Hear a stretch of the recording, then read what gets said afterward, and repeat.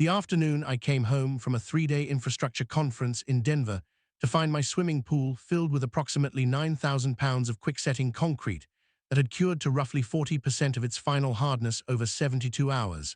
I stood at the edge of the pool deck for a full 4 minutes without speaking, without moving, and without calling anyone, because I needed those 4 minutes to do something I had learned to do in 26 years of structural engineering, which was to assess the full scope of what I was looking at before I decided what to do about it.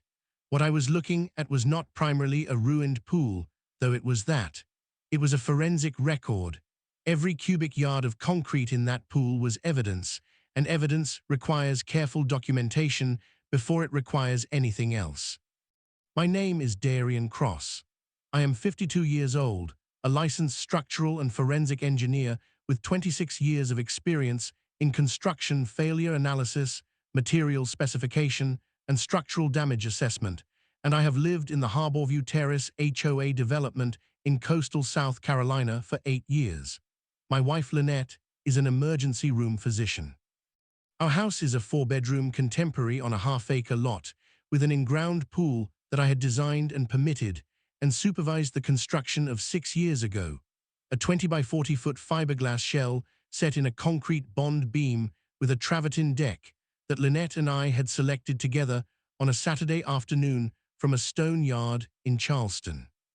The pool had cost $68,000 and had been the single largest discretionary expenditure of our lives, and we had used it every summer since it was finished, and I had maintained it with the same systematic attention I gave every piece of infrastructure I was responsible for. Concrete in my pool had been poured through the skimmer opening and through the main drain access port, both of which showed evidence of deliberate tool use to open them before the pour.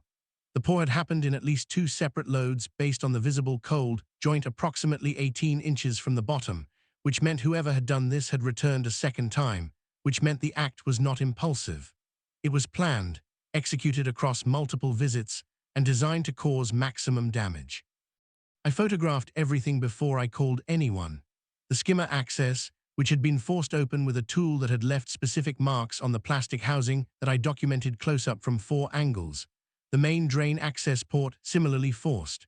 The surface of the cured concrete, which was not a smooth pour because quickset poured through small access openings, creates irregular fill patterns that preserve information about the pour sequence. The cold joint. The water displacement staining on the pool walls above the concrete surface, where the pool water had been displaced upward as the concrete was poured and had left a tide mark before it was absorbed or evaporated. The travertine deck around the pool, which had concrete splatter on 3 sides that was consistent with pour activity at the skimmer and drain locations. I took 64 photographs in 22 minutes. Then I called Lynette. She answered from the hospital. I told her what I had found. She was quiet for a moment, and then she said, "Who?" I said, "I have a strong suspicion, and I need 48 hours to build the evidence before I say it out loud to anyone except you." She said, "Tell me." I said, "Margaret Voss." Lynette was quiet again. Then she said, "The fiberglass." I said, "The fiberglass."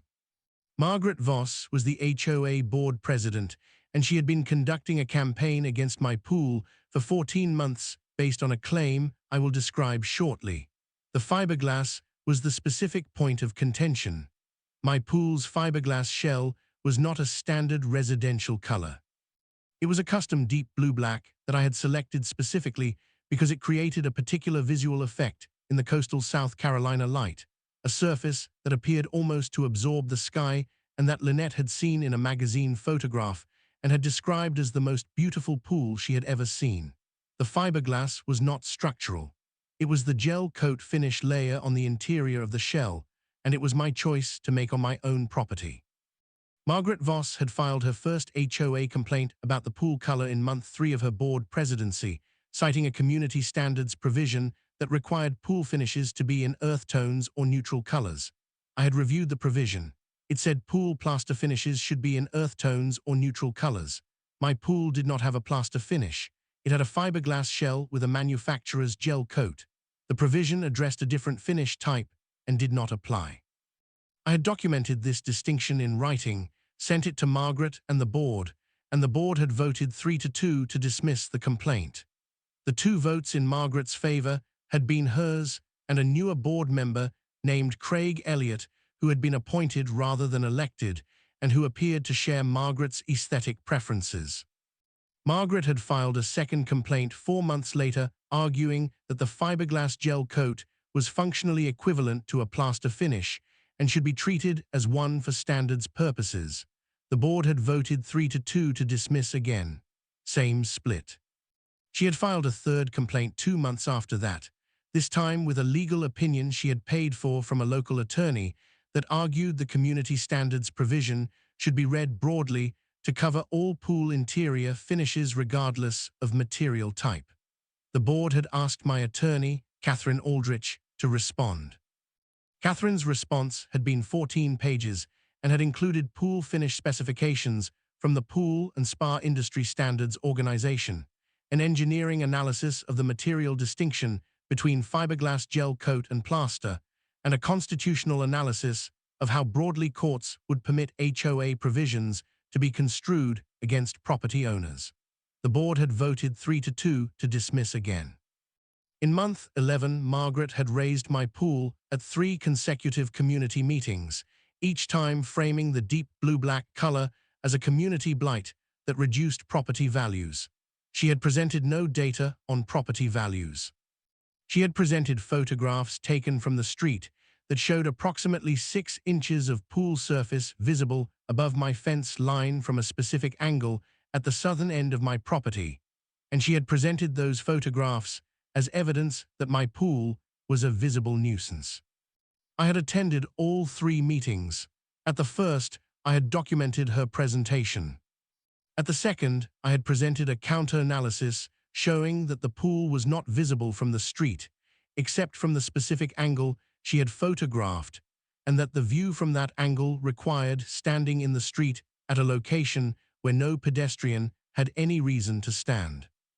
At the third, I had said nothing because there was nothing new to say, and because I had learned that attending meetings where someone is making the same false argument repeatedly for the purpose of creating a record requires silence rather than repetition.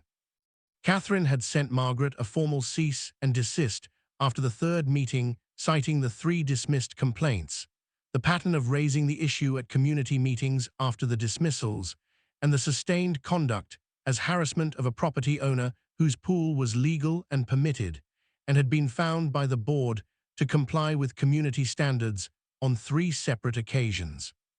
Margaret had received the cease and desist and had not responded to it. She had also not filed a 4th complaint. The silence after the cease and desist had lasted 4 months, which was the period leading up to my conference trip. The concrete in my pool was the response to the cease and desist. I called Catherine from the pool deck. I described what I had found in the same terms I had used for my 4-minute assessment: forensic terms, material terms, the specific evidence I had documented. Catherine was quiet through the description and then said, "Do not touch anything. I need a forensics team at that property within 24 hours." I said, "I know. I have already documented primary photography. I need a forensic concrete analyst, and I need a structural engineer other than myself to assess the pool damage independently."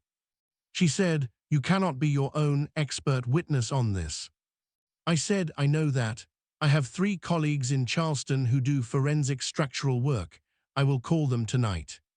She said, "I also need law enforcement involved immediately. This is not a civil matter. Pouring concrete into someone's pool is criminal property destruction. The damage is going to be in the hundreds of thousands." I said, "I know what the damage is." She said, "Tell me." I said, "Fiberglass shell damage from the concrete weight and chemistry interaction is almost certainly total. The shell will need complete replacement. The bond beam may have sustained compression damage from the concrete mass. The plumbing is contaminated and likely destroyed. The filtration system is destroyed. The deck will need partial replacement where the concrete splatter has created adhesion issues with the travertine. Total replacement cost for the pool is between $90 and $120,000. That is before legal fees. Catherine was quiet for a moment. She said, Darian, I need to ask you directly. How certain are you that Margaret Voss is responsible for this? I said I have a property camera system covering the backyard and the pool area. It was recording during the 3 days I was in Denver. I have not reviewed the footage yet. I wanted to complete the physical documentation first. She said, review the footage now. I reviewed the footage while Catherine stayed on the phone. The system had 4 cameras covering the backyard and pool area. Camera 1, which covered the pool deck from the northeast corner of the house, had recorded an individual entering through the back gate at 11:47 on the first evening I was away. The individual was in dark clothing and had a face covering but moved with a specific gait and posture that I noted carefully. Camera 2 had captured the individual at the skimmer access with a tool. Camera 3 had captured a vehicle in the alley behind my property at 11:39, 8 minutes before the individual entered the gate, and had captured the vehicle again at 12:51 when the individual left. The vehicle was a white Honda CR-V. I knew one white Honda CR-V in Harborview Terrace. Camera 2 on the second night had captured a return visit at 10:22, same individual, same vehicle captured on camera 3. Second poor event. I said I have footage of 2 poor events. I have the vehicle on camera at both events. The vehicle is consistent with Margaret Voss's registered vehicle. Catherine said, is there a plate capture? The alley lighting was limited, but camera 3 had a night vision mode. The second visit footage had captured the rear of the vehicle at a slightly better angle than the first. The plate was partially visible. 3 characters were clear, the rest obscured by the angle. I said partial plate, 3 clear characters, consistent with Margaret's plate but not definitive. Catherine said, it is enough to take to law enforcement as supporting evidence. Call the county sheriff now and file a report. I will be at your property tomorrow morning at 9. I called the county sheriff's department from my pool deck with the evening light fading over the concrete surface of what had been my pool. The dispatcher took the report and said a deputy would be there within the hour. I went inside and called the 3 forensic colleagues in Charleston and arranged for 2 of them to be at my property the following morning. Then I called Lynette and told her what the footage showed. She said, the CR-V. I said, partial plate match. The gait and posture are consistent with someone her height and build. I am not making an identification from that alone. She said, what do you need? I said, tomorrow the forensic team will do the concrete analysis. The concrete mix design may be traceable. Quickset concrete is typically purchased in bags from hardware suppliers, and some suppliers have loyalty card or purchase history records. If she bought 9,000 pounds of quickset concrete in the days before my trip, there is likely a purchase record somewhere. Lynette said, you are going to trace the concrete. I said, I am going to document the concrete mix design from samples and present those samples to Catherine. What Catherine does with the information is Catherine's work. Deputy Frank Osei arrived at 7:30 that evening. He was thorough and attentive and spent 40 minutes at the pool with his own documentation process before reviewing my camera footage on my laptop. He looked at the vehicle captures for a long time. He said, you know whose CR-V this is? I said, I have a strong suspicion. The plate capture is partial. He said, I can run a partial plate search combined with the make, model, color, and registered address zip code. How many white Honda CR-Vs in this zip code do you think there are? I said, I do not know, but I know of one. He said, tell me who you are thinking of, and I will verify independently. I do not want to work from your identification. I want to work from the plate search. I told him Margaret's name. He wrote it down without reaction. He said he would have results on the plate search within 24 hours and would be in contact. He called me the following afternoon while the forensic team was completing their analysis at my pool. He said, the partial plate search returned 4 white Honda CR-Vs registered in this zip code. One of them is registered to Margaret Voss at her address in Harbourview Terrace. The other three have plate characters that do not match the partial capture. I am treating Margaret Voss as the primary subject of this investigation." He said the word investigation with the specific weight that word has when it is the correct word for what is happening. I thanked him and went back to the forensic analysis. The forensic team's preliminary findings confirmed my initial assessment and added detail I had not been able to determine by inspection. The concrete mix was a commercially available rapid-set product, identifiable by its aggregate size distribution and accelerant chemical signature. The pour volume was consistent with approximately 16 to 18 standard 80-pound bags.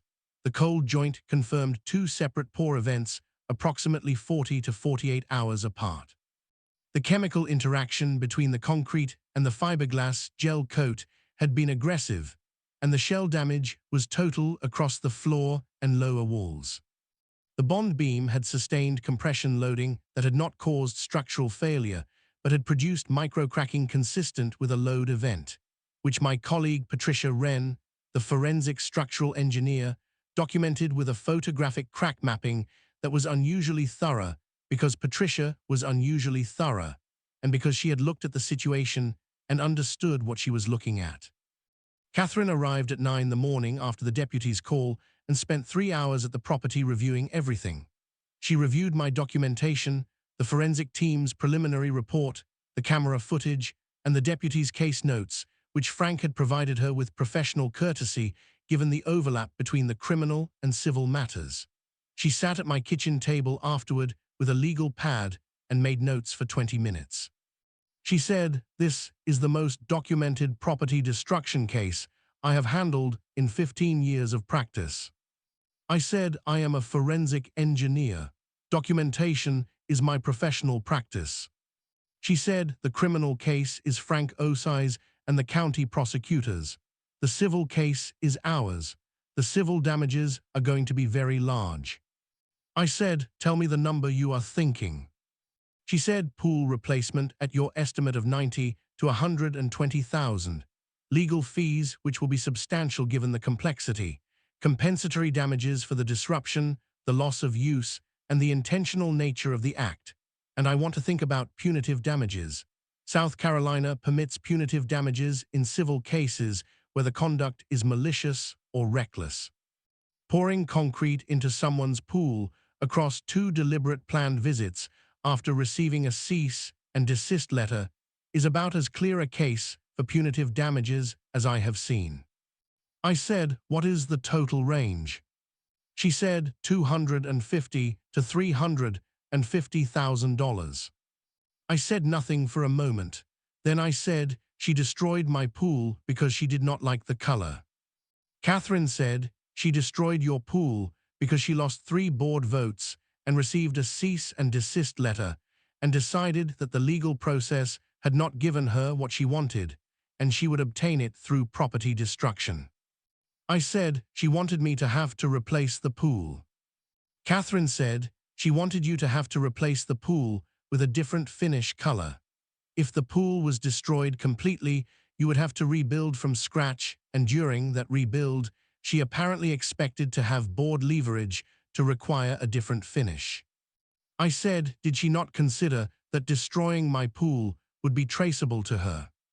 Catherine said, "I think she considered it and concluded that without direct eyewitness identification, she was safe. She underestimated how much information a camera system captures and how much a forensic engineer can extract from physical evidence." I said, "She underestimated both." Catherine said, "Considerably." The criminal investigation moved over the following 6 weeks.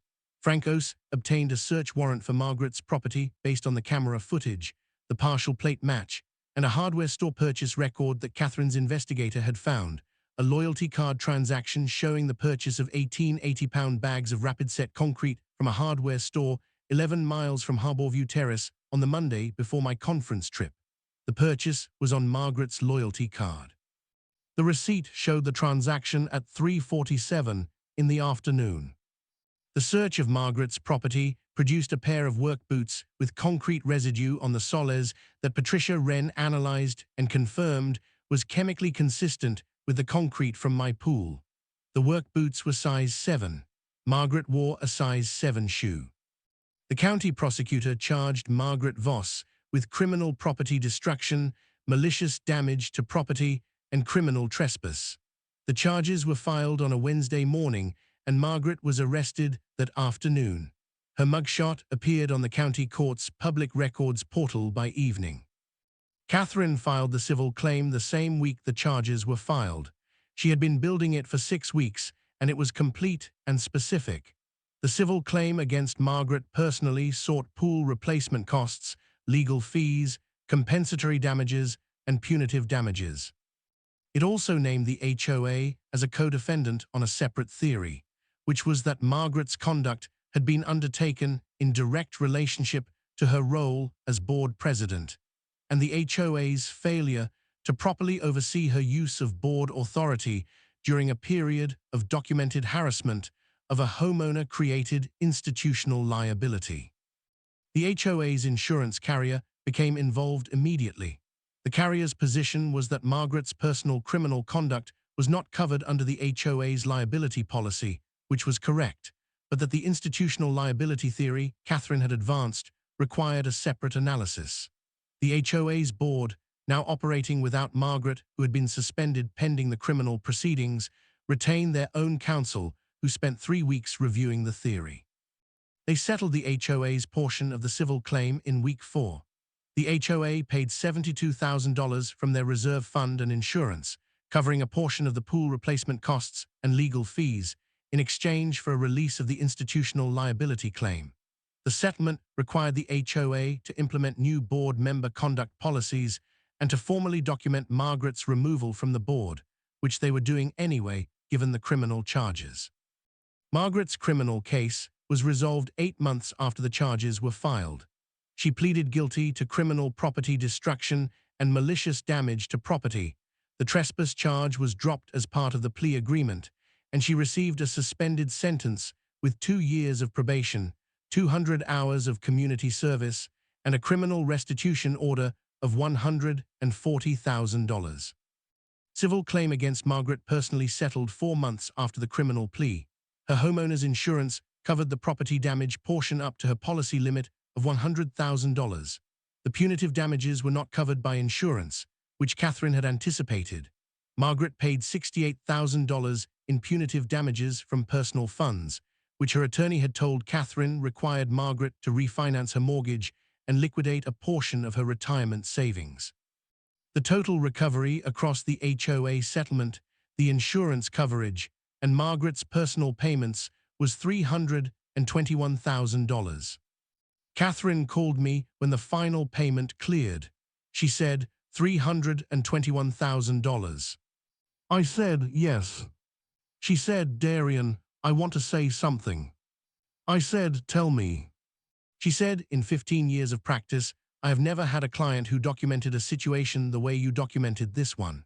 From the 4-minute assessment at the pool edge before you called anyone, to the 64 photographs before you reviewed the footage, to the concrete sample preservation for forensic analysis, to the crack mapping documentation, to the cold joint analysis. Every step was correct, and every step built on the previous one. I said it is what I do professionally. Construction failure analysis requires a specific sequence, and that sequence does not change because the failure is on your own property. She said most people, including most engineers, would have called the police first and documented second. I said calling the police first disturbs the scene, documenting first preserves it. The sequence matters. She said it mattered considerably in this case. I said yes. The pool replacement was completed the following spring. I used the same pool contractor who had installed the original shell. The fiberglass shell manufacturer had the original specification on file. The new shell was the same color, deep blue-black, the color Lynette had seen in a magazine photograph and described as the most beautiful pool she had ever seen.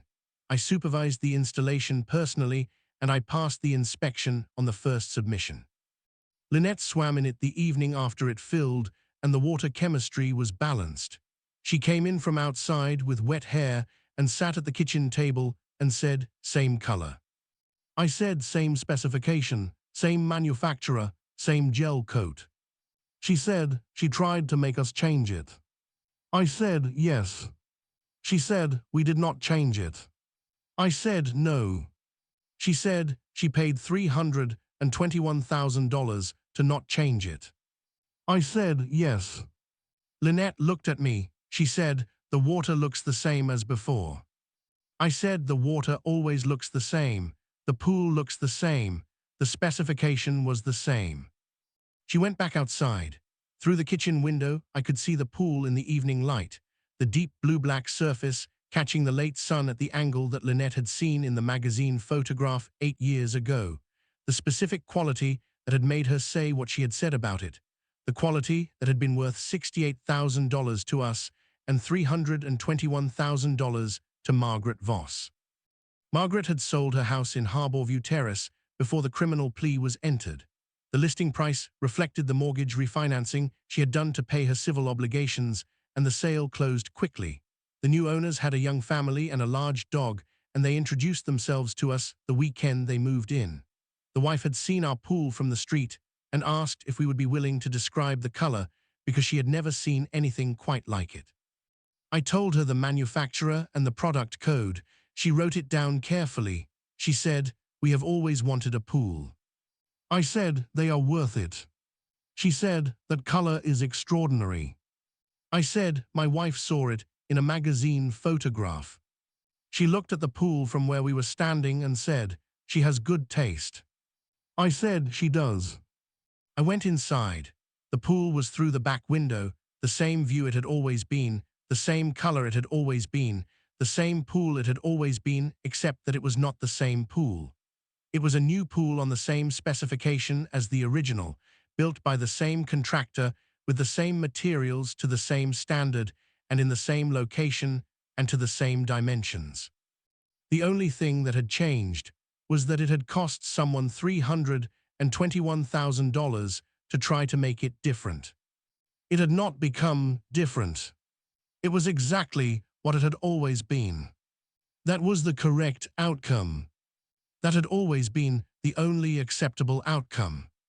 Thumbnail text: she poured concrete in his pool to force a color change. The forensic evidence cost her $321,000.